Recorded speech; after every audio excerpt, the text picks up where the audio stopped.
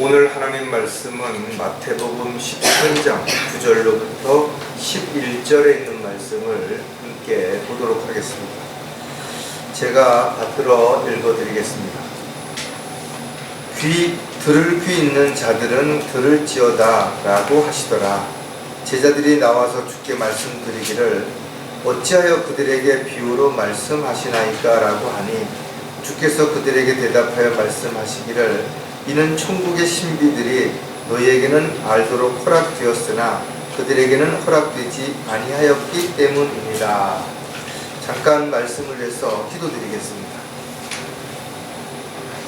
참으로 지극히 저희들 사랑하셔서 아무런 조건도 자격도 없음에도 불구하고 저희들의 죄를 사해 주시기 위해서 하늘 보좌를 버리시고 이 땅에 내려오셔서 모든 수치와 고난과 죽음까지 당하시고 저희들에게 구원의 길을 열어주셔서 주님을 믿고 하나님의 자녀가 될 수 있는 특권을 허락해 주신 주님께 감사를 드립니다.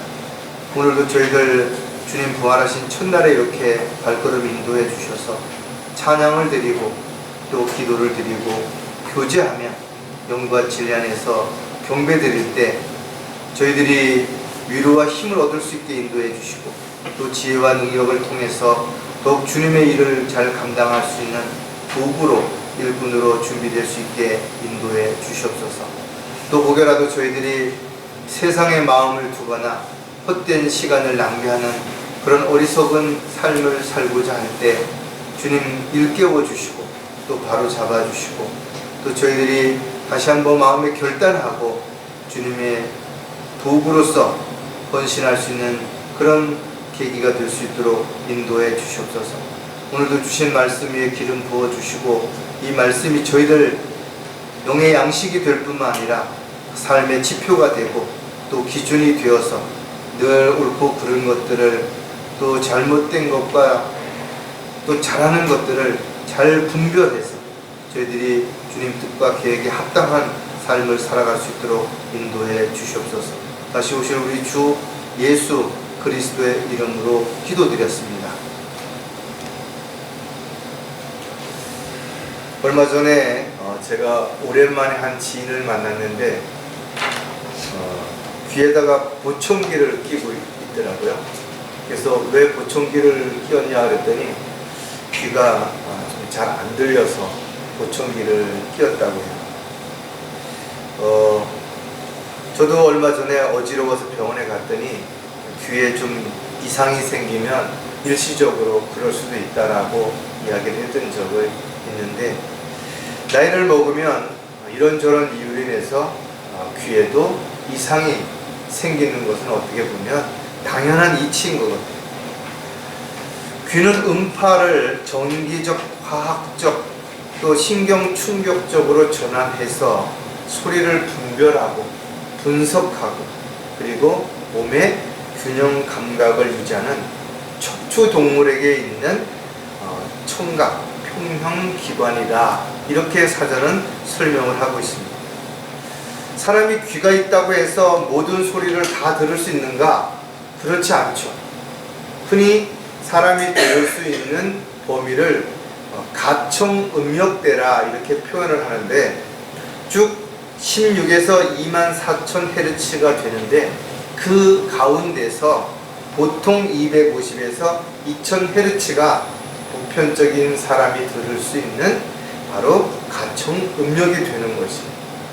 그래서 너무 고주파라든지 저주파라든지 또 소리가 너무 크든지 아니면 너무 작든지 또 소리를 들을 수 있는 상대와 나 사이에 어떤 장애물이 있든지 또 어떤 방해하는 소음이 있든지 이랬을 때는 소리를 들어도 그 말의 의미를 정확하게 이해할 수 없고 깨달을 수도 없죠.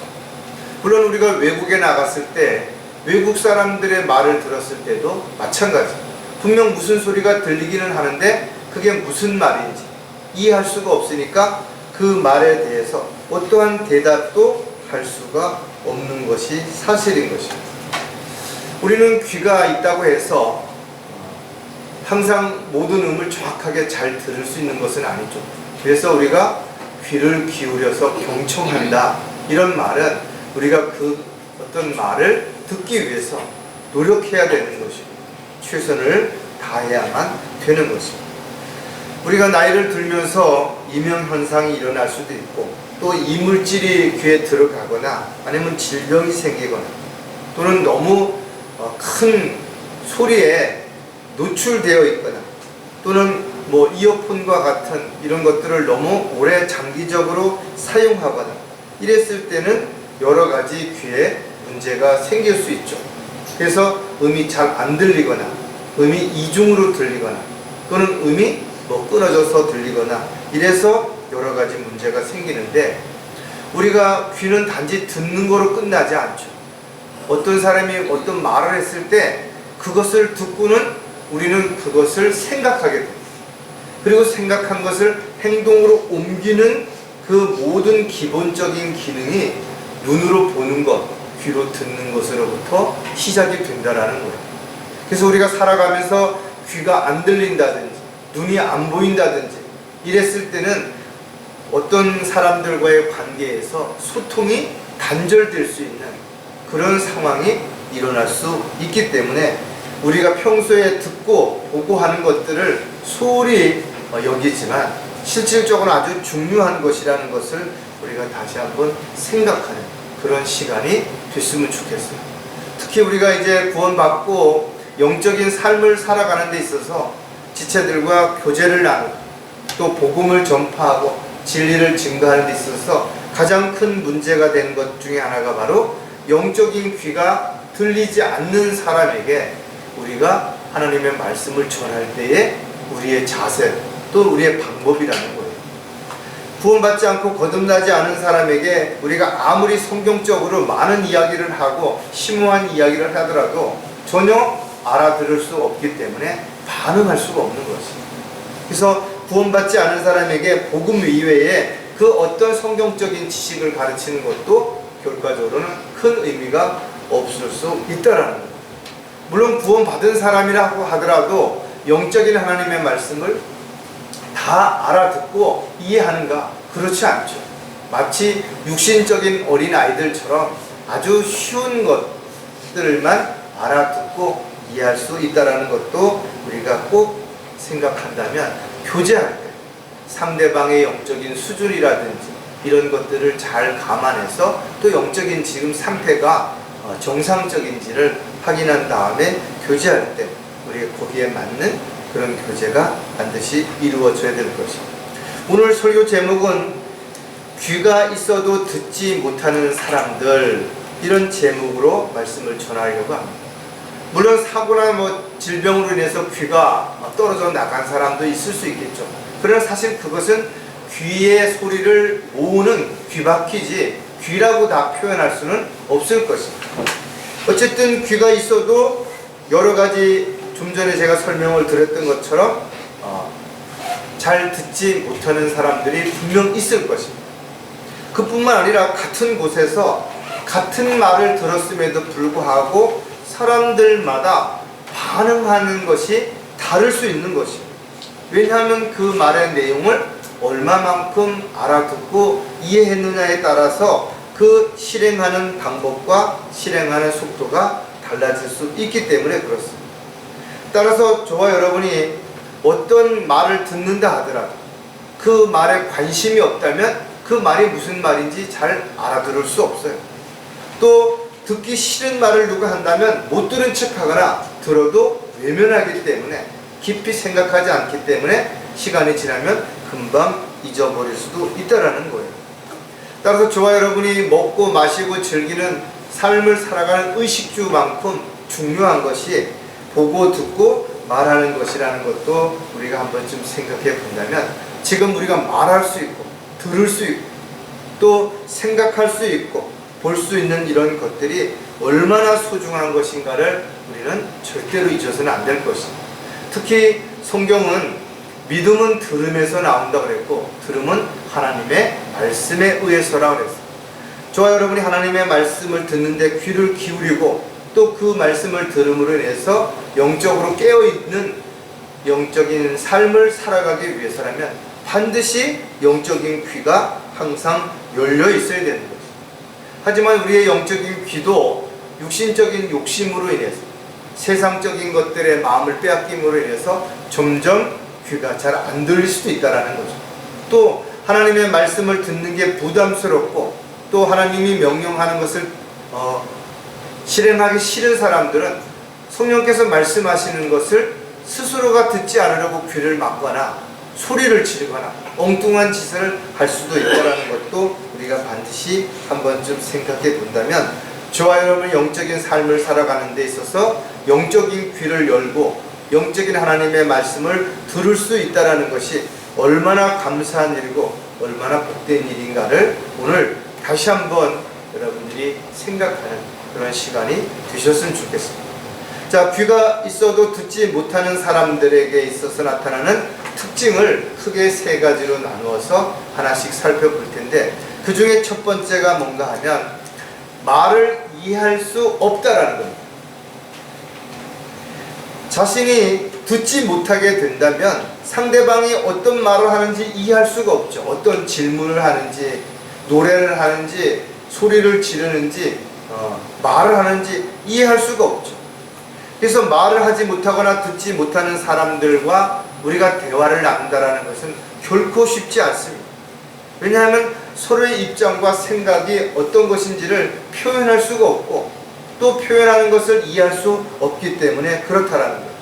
그래서 말을 하지 못하는 사람이나 듣지 못하는 사람들이 수화라는 하나의 소통 방법을 이용하고 있지만, 일반인들은 그 수화를 잘 모르기 때문에 손짓 발짓하는 그런 어떤 것들, 또 입모양을 보고서 쉽게 이야기가 어렵다라는 겁니다. 특히 수화는 대면하고 있지 않는다면, 돌아서서 말을 한다든지 멀리서 말을 한다든지 그러면 어떤 장애가 있다든지 그러면 전혀 볼 수가 없기 때문에 그 의미를 알아들을 수 없게 되는 것이, 저희들이 살면서 가족들 간에도, 또 직장 동료들 간에도, 또 이웃 간에도 늘 만나고 대화를 하는데 소통이 안 되는 사람들이 있죠.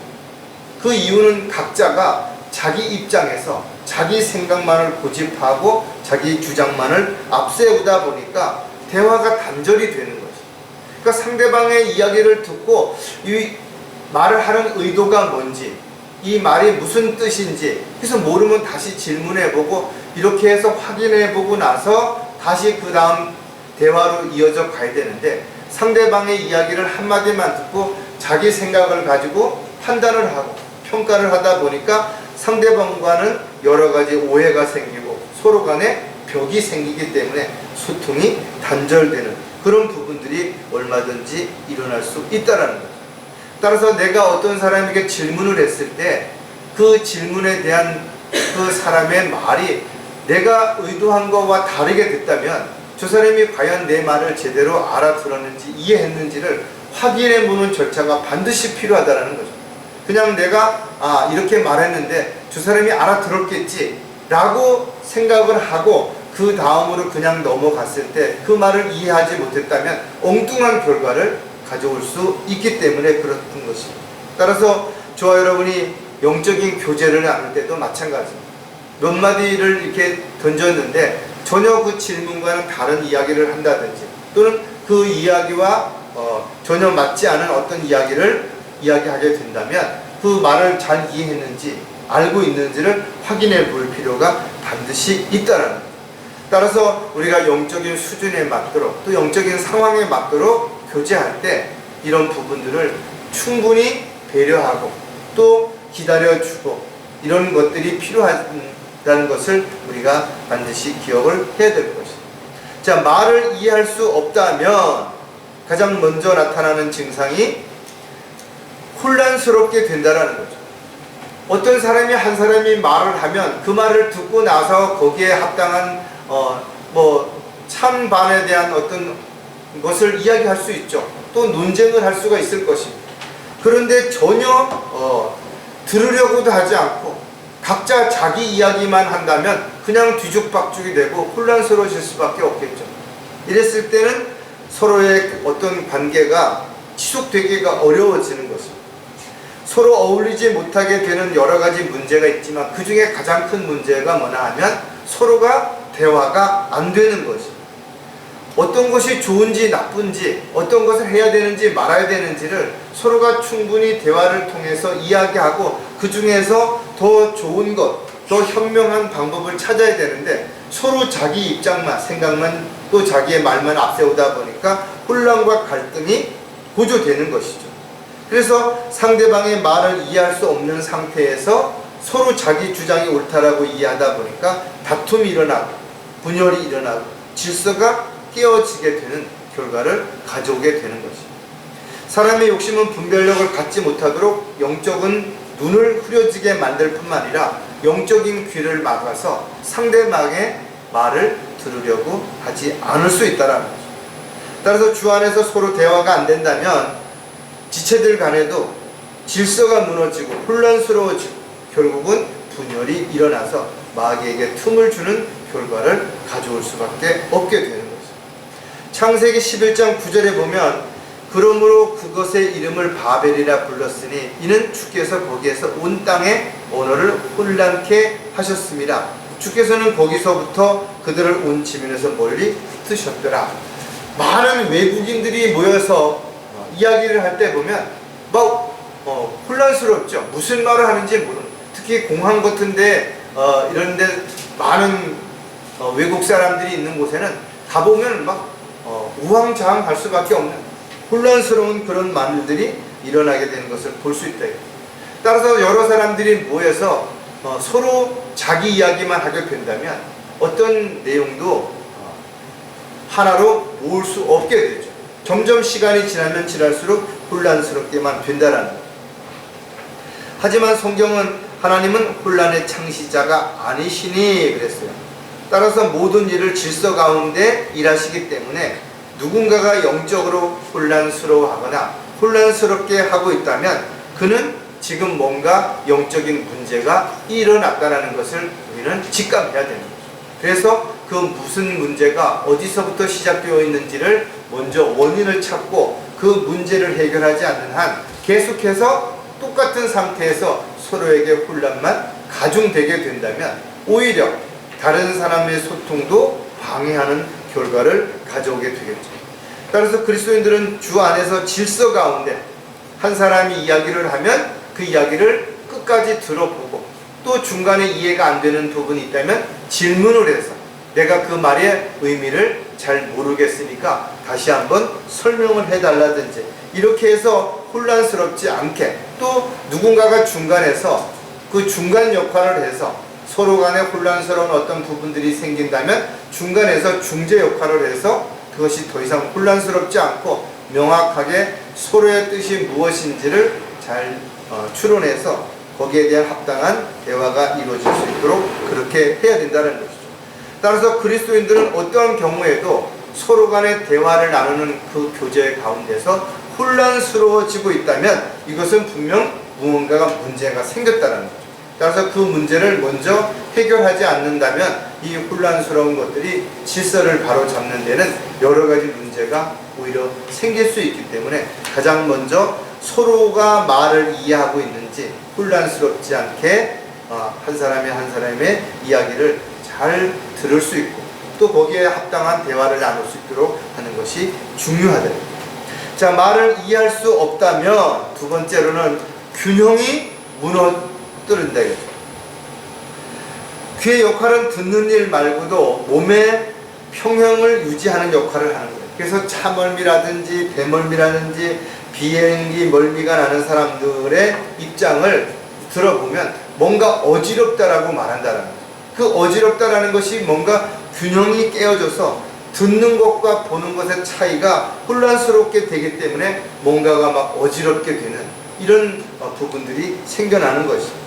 따라서 저와 여러분이 삶에 있어서도 몸의 균형과 생활의 균형을 유지시키는 것이 정말 중요하죠. 그러기 위해서는 어느 한쪽으로 치우쳐서는 안 된다는 겁니다. 내가 좋아한다고 해서 어떤 음식만을 편식한다든지 내가 또 하고 싶다고 해서 어떤 일만을 주장한다든지 또 내가 하고 싶은 거, 가고 싶은 거, 만나고 싶은 거, 이런 것들이 어떤 한 부분만에 치우치게 된다면 시간이 지나면 반드시 어떤 문제가 생기고 균형이 너무 깨어지게 된다는 것을 반드시 우리는 알아야 됩니다. 따라서 그리스도인들의 삶도 마찬가지죠.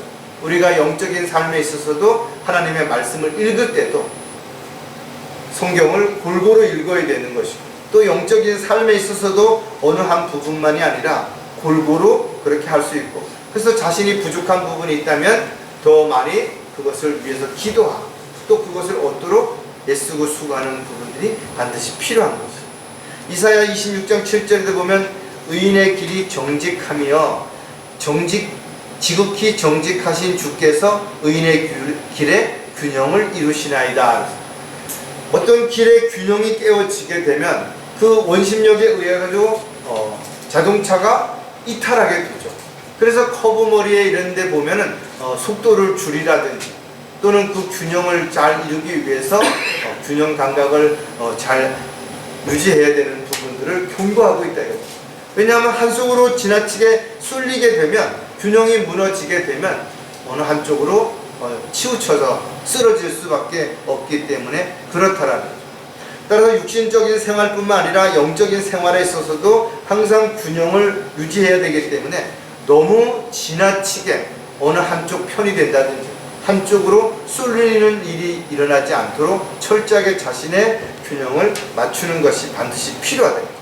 지역교회 안에도 균형이 필요한 것이고, 또 가정에도 균형이 필요한 것이고, 또 직장 생활을 하거나 사업을 하는데도 균형이 필요한 것이고, 돈은 잘 벌리는데 너무 몸을 혹사하다 보면 오래 가지 못해서 질병으로 인해서 또 쓰러지게 된다면 오히려 모든 부분들을 더 잃게 될 수도 있기 때문에 그렇다라는 것이죠. 따라서 지체들 간에도 균형을 잘 이루어야 되는 것이고, 또 자신이 다니는 직장이라든지 또 이웃 간에도 균형을 잘 이루기 위해서는 우리가 충분히 말을 이해하고 또 이해할 수 있도록 쉽고 또 상대방의 입장을 고려해서 이야기할 수 있는 지혜가 반드시 필요합니다. 자, 말을 이해할 수 없다면 모이는 것을 싫어한다 이거죠. 사람들은 왜 모이는가? 뭔가 같은 목적, 또 같은 관심, 같은 취미, 같은 이유가 있어야 모이기를 좋아하죠. 그래서 다양한 동호회는 왜 유지가 되는가 하면 서로 같은 생각, 같은 목적, 쉽게 말해서 말이 통하기 때문에 자신의 이야기가 상대방에게 쉽게 전달이 되고 또 상대방도 쉽게 그것을 이해할 수 있다 보니까 같이 모이게 되면 시간 가는 줄 모르고 이야기를 해도 지루하지 않게 되는 것이죠. 그러나 서로의 입장이 다르고 생각이 다르고 추구하는 것이 다른 사람들끼리 모여서 이야기를 한다면 재미도 없고 또 자꾸 부딪히니까 그와 같은 시간이 너무 지치게 되고 오래 간 것처럼 느껴지게 되죠. 그러다 보니까 모이는 것 자체가 싫어지고 모였을 때는 짜증나고 모이게 되면 뭔가 불편하고 답답하고 그러니까 한 번, 두 번 이런 모임을 빠지게 되는 거죠. 히브리서 10장 25절에도 보면 어떤 사람들의 습관처럼 우리 자신들이 함께 모이는 것을 저버리지 말고 서로 권면하여 그 날이 가까이 오는 것을 볼수록 더욱 그리하자. 그리스도인들도 마찬가지예요. 우리가 주 안에서 지체들을 만났을 때 서로 교제가 되고 대화가 되면 만나는 게 부담이 없이 오히려 반갑고 또 만나고 싶고 이러는데 만났을 때마다 서로의 의견이 충돌되고 서로의 생각이 달라지고 그러면 만났을 때 대화가 지속되지 않죠. 오히려 마음의 상처를 받게 되고 그로 인해서 점점 서로에 대한 뭔가 안 좋은 감정이 쌓이게 돼요. 혹시나 또 그 틈새를 비집고 들어와서 마귀가 이간질을 시키고 마음에 의심을 하게 되면 상대를 적대시하게 되고 상대를 미워하게 되고 원망하게 되고 이러는 일들이 하나 둘 쌓이다 보면 결국은 모이는 자체가 부담스러움을 넘어서 싫어지게 되고 또는 아주 그 자체를 아주 거부하게 되는 결과를 가져올 수도 있기 때문에 그렇다라는 거예요. 따라서 그리스도인들은 서로를 더 이해하고 서로의 입장에 서서 충분히 말을 할 때 상대방이 들을 수 있도록 쉽게 이해할 수 있도록 거기에 맞춰서 지혜롭게 잘 대처할 때 모두 하나가 되고 또 서로에게 위로와 힘이 될 뿐만 아니라 서로에게 많은 것들을 배울 수 있는 계기가 될 수 있다는 거죠. 따라서 우리가 귀가 안 들리면 말을 이해하지 못하게 되고 말을 이해하지 못하게 되면 교제가 단절될 수 있다는 것을 반드시 우리가 기억해야 됩니다. 자, 귀가 있어도 듣지 못하는 사람들의 두 번째 특징이 무엇인가 하면 질문에 답할 수 없다라는 거예요. 어떤 사람이 외국말로 우리에게 뭔가를 물어보는 거예요. 근데 그 말의 의미를 내가 알아야 대답을 할 수가 있는데 뭘 물어보는지를 모르는데 어떻게 대답을 할 수 있냐라는 거죠. 이처럼 귀가 안 들리는 사람들은 상대방이 뭔가 질문을 해서도 자기가 알아듣지 못하기 때문에 답변을 할 수가 없게 되는 것이에요. 그래서 귀가 안 들리게 된다면 짜증이 나죠.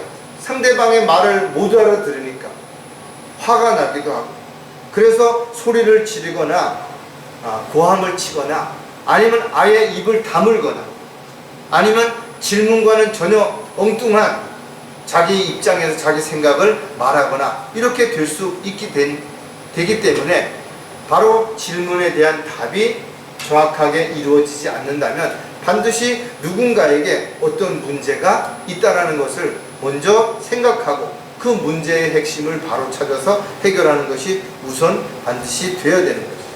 저와 여러분이 복음을 전하고 진리를 증거할 때 가장 안타까운 부분이 뭐예요? 아무리 쉽게 설명을 해도 이 사람들이 그런 것들을 이해할 수 없기 때문에, 영적인 귀가 닫혀 있기 때문에, 또 복음의 광채가 미치지 못하도록 마귀가 막고 있기 때문에 잘 못 알아듣는 것이.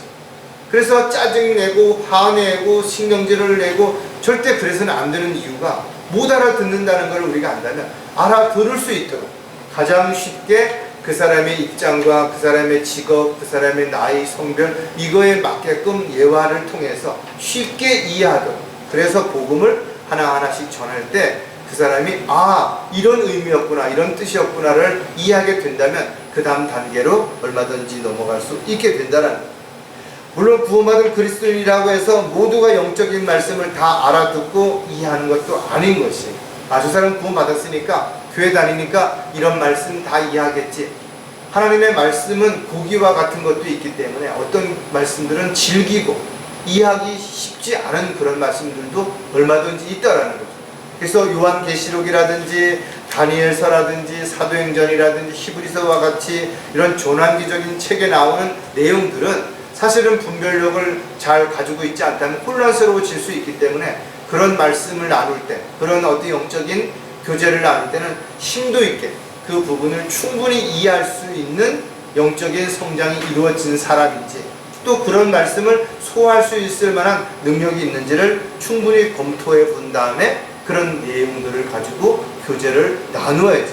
만약에 그렇지 않고 영적으로 어린 사람들에게 자신이 마치 무슨 성경을 많이 알고 있다는 걸 자랑하는 그런 마음으로 이런저런 어디서 인터넷이나 이런 데서 들은 이야기들을 가지고 짜집기를 해서 막 이야기를 하게 된다면 오히려 혼란만 가중시킬 뿐만 아니라 오히려 그 말을 듣는 사람이 부담만 갖게 되고 오히려 낙담하게 되고 포기하게 되는 결과를 가져올 수도 있다는 것도 반드시 우리가 기억을 하고, 질문할 때는 상대방이 충분히 답변할 수 있는 수준에서 또 답변할 수 있는 시간적 여유를 주고 그렇게 하나씩 설명하는 것이 가장 지혜로운 방법인 것을 우리는 꼭 기억을 해야 될 것입니다. 자, 질문에 만약에 답변을 할 수 없다면 또 어떤 특징들이 드러나는가? 전념하지 못한다라는 거죠. 어떤 사람이 어떤 사람으로부터 이야기를 들었을 때 그 내용이 무엇인지를 알아야지 지금 내가 하고 있는 일에 최선을 다하든지 아니면 중단하든지 아니면 포기를 하든지 돌이키든지 뭔가 결단을 내릴 텐데 무슨 말인지를 못 알아듣는데 어떻게 그 다음의 결과를 자신이 실행에 옮길 수 있겠냐라는 것이. 따라서 저와 여러분이 여러 가지 이유로 인해서 귀가 잘 안 들릴 수 있어요. 나이가 많이 먹으면서 귀가 퇴화돼도 또 이명현상이 일어나도 여러 가지 문제가 생길 때도 우리가 고막이 또 찢어지거나 터지거나 했을 때도 잘 못 알아들을 수 있죠. 그래서 많은 사람들이 의외로 멀쩡한데도 못 알아듣는 사람들이 있을 수 있어요. 또 전문적인 어떤 이야기라면 쉬운 이야기 같은데도 불구하고 자신이 그런 부분에 전문적인 지식이 전혀 없는 사람들은 전혀 못 알아들을 수 있다는 것도 우리가 먼저 한 번쯤 생각을 해야 될 것입니다. 따라서 자신이 하는 말을 어떤 사람이 전혀 관심을 두고 있지 않다든지, 아니면 자기가 말할 때 엉뚱한 곳을 바라보거나 엉뚱한 생각을 하고 있는 것처럼 먼저 보여지게 된다면, 이 사람이 이 말에 집중하지 못하는 것은 내 말의 의미를 모르고 있구나, 내가 지금 질문하는 말의 그 내용을 이해할 수 없구나, 이런 것들을 반드시 생각을 해야 된다는 거죠. 디모데전서 4장 15절에도 보면 이 일들을 묵상하고 이 일들에 전념하여 너희 진전이 모든 사람들에게 드러나게 하라. 또 우리가 마음을 지킬 때도 전심전력하여 그랬잖아요. 우리가 어떤 일을 집중을 하고 최선을 다하고 또 열심을 다해도 사실 그 모든 것들이 완벽하게 이루어지기가 어려운 것들이 너무 많이 있다는 것이죠. 그런데 우리가 전념하지 못하고 대충 형식적으로 가식적으로 뭔가를 하게 된다면 그 결과는 우리가 불을 보듯이 뻔하게 좋은 결과를 기대하기 어렵게 된다는 것이죠. 따라서 저와 여러분이 오직 주님만을 바라보고 전념해도 때로는 마귀의 공격에 넘어질 수도 있고 세상 유혹에 빠질 수도 있는데, 우리가 주님을 형식적으로 사람들 앞에서 종교적인 열성만을 가지고 섬기는 척 흉내를 내고 있다면 과연 우리가 하나님이 기뻐하시고 원하시는 그런 삶을 살 수 있겠는가? 전혀 그럴 수 없다라는 것을 우리는 꼭 다시 한번 생각을 해야 될 것입니다. 자, 질문에 답할 수 없다면 과민 반응을 한다라는 거죠. 어떤 사람이 음식을 먹었는데 온몸에 막 두드러기가 나는 거야. 알레르기성 어떤 반응이 나타나는 것처럼 별거 아닌 것 같은데, 어떤 사람은 갑각류에, 어떤 사람들은 복숭아에, 어떤 사람들은 또 어떤 고기에 이런 과민 반응을 일으키는 사람들이 있죠. 마찬가지로 우리가 들었을 때는 별일 아닌데도 지나치게 거기에 과민 반응해서 소리를 지르거나 화를 내는 사람들도 있다라는 거죠. 어떤 사람들은 사소한 이야기를 들으면서도 자신을 업신여긴다고 생각하거나 자신을 무시한다고 생각하거나 또 자기를 깔본다고 생각하거나 이래서 화를 내는 사람들도 있는가 하면 저 사람이 왜 나에게 저렇게 하느냐, 이렇게 생각을 해가지고 오해하는 그런 일들도 얼마든지 있을 수 있다는 거죠. 따라서 이렇게 과민 반응을 일으키는 사람이 있다면 이 또한 질문에 대한 답을 우리가 들을 수 없을 뿐만 아니라 질문 자체를 그 사람이 이해하고 있지 못하다는 것을 먼저 한번 좀 생각해보고, 내가 하는 말이 과연 지금 저 사람에게 설득력 있게 또는 진지하게 다가갈 수 있는 그런 이야기인가 한 번쯤 또 생각을 해봐야죠. 특히 우리가 영적인 하나님의 말씀을 전할 때는 세상적인 지식이나 세상적인 방법으로 강제로 설득을 시키려고 한다든지 세뇌를 시키려고 한다든지 그래서는 안 된다라는 거예요. 고린도전서 2장 4절에 보면 또 내 말과 내 설교를 설득력 있는 인간의 지혜의 말로 하지 않고 성령과 능력을 나타내므로 하였으니, 사도 바울이 설교를 할 때 사람들을 설득력 있게 뭔가 설득하려고 하지 않았다라는 거죠. 오히려 하나님의 말씀을 가지고 하나님이 주시는 지혜를 가지고 그렇게 전달하는 도구로 쓰임 받았을 때 같은 영안에서 성령께서 그 사람의 지각을 열어주시고 조명을 주셔서 그 말씀을 깨닫게 해주시는 것이지, 인간적인 방법으로 똑같은 말을 반복해서 또 하고 이래서 설득시키고 강요시키는 것이 아니라는 것이에요. 왜냐하면 자연인은 영적인 일들을 알아들을 수도 없고 이해할 수도 없기 때문에 거듭나지 않은 사람들은 하나님의 말씀을 가지고 설교를 하게 되면 졸립죠. 뭔 얘기인지 못 알아들으니까 무관심할 수밖에 없는 것입니다. 그래서 우리는 먼저 영적인 귀가 열려 있는지를 먼저 확인해보고 영적 귀가 열려지지 않은 사람들은 반드시 거듭날 수 있도록 복음을 전하는 것이 우선 되어져야 된다는 것이죠. 따라서 영적인 귀가 열려있는 그리스도인들은 어떤 질문에 대해서 크게 소리를 지르거나 크게 대답할 필요가 없죠. 왜냐하면 충분히 알아들었으면 가볍게 쉽게 이야기해도 다 알아듣고 자기의 말을 충분히 전달할 수 있기 때문에 그렇다라는 거죠. 또 한 번 이야기를 하면 알아들었으면 거기에 대해서 답변할 거기 때문에 몇 번씩 똑같은 질문을 할 필요도 없다라는 거죠. 그래서 저와 여러분이 어떤 사람이 과민 반응을 일으킨다든지 똑같은 질문을 여러 번 해도 계속해서 엉뚱한 말을 하고 있다면 이 사람이 지금 이 질문에 답할 수 없는 사람이구나, 이런 부분을 반드시 우리가 먼저 생각을 하고 그 원인을 찾아야 되는 것이죠. 또 질문에 답할 수 없는 그런 상황에 있는 사람들이라면 깨닫지도 못한다라는 거죠. 아무리 좋은 말을 하고 아무리 좋은 기회를 주어도 전혀 들을 수 없기 때문에 알 수도 없고 깨달을 수도 없고 행동으로 옮길 수도 없다라는 거죠. 따라서 아무리 내가 상대방에게 좋은 말을 쉽게 설명한다 하더라도 그 사람이 그 말을 알아들을 수 없다면 여전히 그것은 아무 의미가 없는 것이죠. 우리가 외국 어린아이들을 만났는데도 마찬가지로 외국어를 모르면 어린아이가 하는 말조차도 우리가 알아들을 수가 없는 건 당연한 것이죠. 아마 여러분들이 해외 여행을 간다거나 아니면 어디 특별한 지역에서 온 사람들을 만났을 때 무슨 말을 하는지 전혀 알아들을 수 없대요. 요새는 어플이 있어서 어플을 키면은 이해할 수가 있겠지만, 그러나 실질적으로 상대방의 말을 알아듣는다라는 건 결코 쉽지 않은 것이, 어떤 내가 방법을 찾지 않는다면 가만히 시간이 지난다고 해서 해결되는 것은 아니라는 것이죠. 마찬가지로 영적인 일에 있어서도 우리의 영적인 귀가 열리고 또 영적인 말씀을 깊이 있게 이해하고 또 알아들으려면 그만큼 우리가 영적으로 성장해야 되기 때문에 전혀 우리가 노력하지 아니하고 시간이 지난다고 해서 우리가 영적인 말씀을 모두 이해하고 알아들을 수 있는 상황이 되는 것은 분명 아니라는 거죠.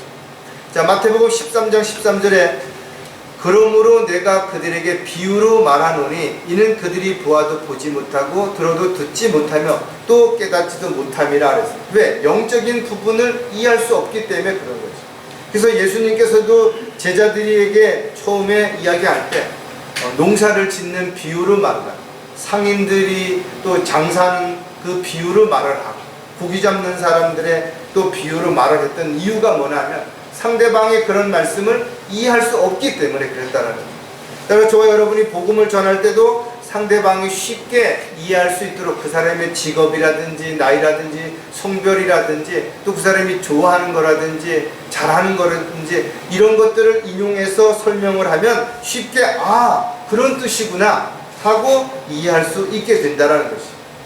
따라서 영적인 귀가 들리지 않는 사람들은 아무리 좋은 말을 해도 알아듣지 못하기 때문에 대답을 안 하거나 엉뚱한 말을 하거나 또는 말을 한다 하더라도 깨닫지 못하기 때문에 전혀 그 말과 다른 그런 말을 하는 사람들이 너무나 많이 있다는 거죠. 그래서 영적인 귀가 막히게 되고 영적인 눈이 감기게 되면 구원받은 사람들조차도 다시 세상으로 돌아가는 거예요. 세상적인 일에 관심을 갖고 마음을 빼앗길 수밖에 없게 되는 것임을 우리가 분명히 기억을 하고, 항상 우리가 교제하면서 질문에 대해서 잘 이해하고 있는지, 또 내가 질문하는 것이 성경적으로 합당한 것인지를 늘 점검해보는 그런 과정들이 반드시 필요하다. 자, 마지막으로 귀가 있어도 듣지 못하는 사람들의 특징이 무엇인가 하면 영적인 일을 모른다라는 것이죠. 세상적인 육신적인 귀가 안 들려도 여러 가지 문제가 있겠지만 세상적인 이야기는 다 알아들어요. 근데 영적인 귀가 닫혀져 있다면 영적인 것들은 이해할 수도 없고 알아들을 수도 없고 전혀 거기에 대해서 답변할 수 없게 된다는 거죠. 왜? 영적인 것은 영적으로 거듭난 사람들, 영적인 귀가 열린 사람들에게만 들을 수 있기 때문에 그런 것이죠. 그래서 우리가 영과 진리로 경배를 드리는 것도 마찬가지고 우리가 하나님 앞에 기도하는 것도 마찬가지예요. 영이 거듭나지 않은 사람들이 하는 그런 모든 것들이 하나님과의 교제가 올바르게 이루어질 수 없기 때문에 그렇다라는 겁니다. 따라서 영적으로 귀가 막힌 자들이 세상적인 욕심으로 인해서 점점 귀가 더 안 들리게 되면 어떻게 해요? 그대는 세상적인 이야기가 점점 크게 들리게 되고 거기에 마음을 빼앗길 수밖에 없게 되는 것입니다. 따라서 주님의 음성을 우리가 정확하게 듣지 못하게 된다면 우리가 비록 구원받은 하나님의 종이 되었다 할지라도 하나님의 뜻과 계획을 알아들을 수가 없죠. 또 명령에 따를 수가 없게 되는 것이죠. 그리고 주님께서 우리를 돌봐주시고 지켜주시고 인도하시겠다고 약속하셨음에도 불구하고 우리가 그 음성을 따르지 못하기 때문에 가라고 하는지 오라고 하는지 그 자리에 멈추라고 하는지 일을 하라고 하는지 하지 말라고 하는지 알 수가 없다. 그러니까 자기가 하고 싶은 대로 자기 생각대로 하다 보니까 하나님의 뜻과는 전혀 상관없는 엉뚱한 일을 하게 되는 결과를 가져오게 되는 것입니다. 따라서 저와 여러분은 열심히 무엇인가를 많이 하려고 하기보다 더 중요한 것은 정말 주님께서 나를 언제 어떤 일에 어떤 도구로 어떻게 쓰시려고 부르셨고 지금 나를 그렇게 하고 계시는 것인가를 더 신중하게 주님 앞에 무릎을 꿇고 교제하는 가운데서 깨닫고 그것을 실행하는 저와 여러분이 반드시 되어야 될 것입니다. 왜냐하면 주님의 말씀에 순종하지 않는다면 그것은 그 어떤 희생제보다도 우리가 합당한 것이 무엇인지를 잃어버리고 살아가는 것이기 때문에 그렇게 되는 것입니다. 자, 영적인 일을 모르게 되면 가장 먼저 나타나는 특징이 무관심해진다라는 거죠. 자기가 어떤 음악을 듣는데 그 음악의 장르에 대해서 전혀 지식이 없어요. 그러면 거기에 무관심해지죠. 자기가 좋아하는 운동이 아니라면 뭐 어떤 사람이 골프 얘기를 한다든지 어떤 사람이 뭐 무슨 트레킹을 이야기한다든지 자기가 거기에 관심이 없게 되면 무관심해지는 거예요. 아무리 거기에 관련된 좋은 장소를 이야기하고 좋은 장비를 이야기하고 뭐 어떤 뭐 즐거움이 있다 하더라도 무관심해진다 이거죠. 따라서 영적인 귀가 막히면 결국은 영적인 일에 무관심해지게 되는 거예요. 그래서 복음을 전하고 진리를 증거하고 경배를 드리고 또 교제하고 이러는데 무관심해지게 되고 결국은 세상 일에 관심을 두게 되니까 세상 일에는 쉽게 반응을 하죠. 이런 것이 두드러지게 분명하게 드러난다라는 것입니다. 세상이 아무리 인정하고 대접한다고 할지라도 또 존경한다고 할지라도 하나님이 기뻐하시는 도구로 일꾼으로 쓰임받고 있지 않다면 그는 하나님의 종으로 일꾼으로서 올바른 삶을 살아가는 것이 아닌 것이죠. 세상적인 일에 관심이 많은데 하나님의 일에는 무관하다. 역시 마찬가지라는 것이죠. 고린도후서 10장 18절에 이는 스스로 칭찬하는 사람이 인정을 받는 것이 아니요 주께서 칭찬하는 사람이 인정을 받는 것이다. 아무리 자기 입으로 자기가 어떤 믿음을 가지고 있고 얼마나 주님을 위해서 많은 일을 했고 얼마나 사람들에게 인정을 받는다고 자랑한들 주님께서 인정하지 않는다면 과연 그는 누구를 위해서 일을 하는 것인가? 누구를 기쁘시게 하기 위해서 지금 열심을 내는 것인가를 한 번쯤 생각을 해봐야 된다는 것이죠. 따라서 주님을 위해 헌신된 삶을 살고 있다면 비록 우리가 고난을 당하고 있고 어려움을 겪고 있고 이 세상을 사는 동안 여러 가지 문제와 또 궁핍한 가운데 힘들다 하더라도 오히려 복받은 사람임을 우리가 반드시 기억을 해야 될 것이고 우리가 영적인 삶에 영적인 일에 또 영적인 전쟁에 우리가 관심을 갖고 있는지 스스로를 돌아보는 계기가 되어야 될 것입니다. 자, 영적인 일을 모르면 그 특징이 육신을 자랑하려고 한다 이거죠. 사람은 뭔가를 자랑하려고 하는 거죠. 그래서 돈을 자랑하려고 하든지 자기 힘을 자랑하려고 하든지 아니면 권세 또는 아니면 명예, 인기 하여튼 뭐든 자랑하려고 하는 것입니다. 그런 것조차도 자랑할 게 없으면 자기가 입은 옷을 자랑하든지 뭘 먹었다고 자랑하든지 누굴 만났다고 자랑하든지 끊임없는 자랑을 하고 있다는 거죠. 이것이 사람이 죄를 짓는 세 가지 이유 가운데 하나가 바로 뭔가 육신의 안목을 위해서 살고자 하기 때문에 그렇게 되는 것이죠. 따라서 하나님의 이름을 앞세워서 자신이 높임을 받는다든지 자신의 유익을 취하고 있다든지 자신이 사람들로부터 인정을 받고 있다면 그는 하나님의 일꾼이라기보다는 하나님의 일꾼을 자처하는 사꾼이라는 것을 우리는 분명히 알아야 될 것입니다. 야고보서 4장 10절에도 주의 목전에서 겸손하라. 그리하면 주께서 너희를 높이실 것이라. 사람들 앞에서 자기를 드러내고 자랑하지 않는다 하더라도 늘 주님의 목전에서 겸손하게 자신을 낮추고 섬기는 삶을 살아가게 된다면 때가 되면 주님께서 반드시 높이시는 때가 오게 되겠죠. 특히 그리스도의 심판석 앞에 섰을 때 많은 지체들 앞에서 그 사람이 칭찬을 받게 되면 얼마나 영광스럽게 있는 것인가. 따라서 그리스도인들 누구도 이 세상을 사는 동안 힘들고 어렵지 않은 사람은 한 사람도 없다라는 거죠.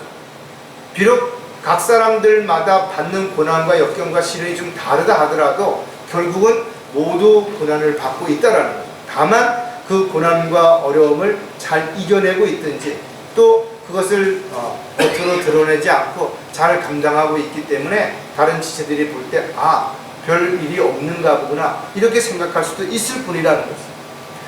그러므로 하나님의 능하신 손 안에서 겸손하라. 때가 되면 그분께서 너희를 높이시리라. 분명히 때가 되면 상과 유업을 통해서 반드시 보상해 주신다는 거죠. 따라서 육신을 입고 있는 이 세상에서 잠시 그 동안에 자신을 드러내고 자랑하고 인정받으려고 그렇게 하지 않아도 얼마든지 살아갈 수 있다는 거죠. 이 세상에서 잠깐의 명예, 권력, 인기를 얻으려고 하는 수많은 사람들 여러분 보시잖아요. 그러나 화무는 11홍이라고 꽃이 열흘 붉은 꽃이 없고 결국은 언젠가 시들어 떨어지고 건불 10년이라고 10년 이상 가지 못한다 이거죠. 그런데도 그것을 얻으려고 수많은 사람들이 자신을 자랑하고 죄를 짓고 거짓말을 하고 이런 어리석은 삶을 살아가는 것은 영적인 것들을 모르기 때문에 얼마나 더 좋은 것들이 소중한 것들이 있는지를 모르기 때문에 눈에 보이는 헛된 것들에 마음을 빼앗기게 되는 것입니다. 자, 영적인 일을 모르면 나타나는 또 다른 특징이 항상 불안해한다 이거죠. 세상적인 지식과 지혜를 아무리 많이 가지고 있다 하더라도 앞으로 일어날 일들을 알 수 없다 이거죠. 하지만 우리가 비록 많은 것을 알지 못한다 하더라도 성령께서 우리 안에 계시기 때문에 성령께서 우리에게 오신 가장 중요한 이유 중 하나는 우리를 진리 가운데로 인도하실 뿐만 아니라 앞으로 일어날 일들을 알게 하기 위해서 우리 안에 와 계시는 것이죠. 그래서 우리는 앞으로 어떤 일들이 어떻게 될지를 이미 성경을 통해서 알고 있는 것입니다. 그렇다면 성경을 통해서 알고 있기 때문에 우리는 결코 두려워하거나 불안해할 필요가 없죠. 우리는 죽음을 두려워하지 않는다 이거죠. 왜? 죽은 이후에 어떤 일들이 일어나는지를 알고 있을 뿐만 아니라 죽은 후에 사람들이 두려워하는 지옥이 아니라 주님과 함께 영원히 살 수 있는 영생을 이미 받았고 산 소망 가운데 살고 있기 때문에 그런 것입니다.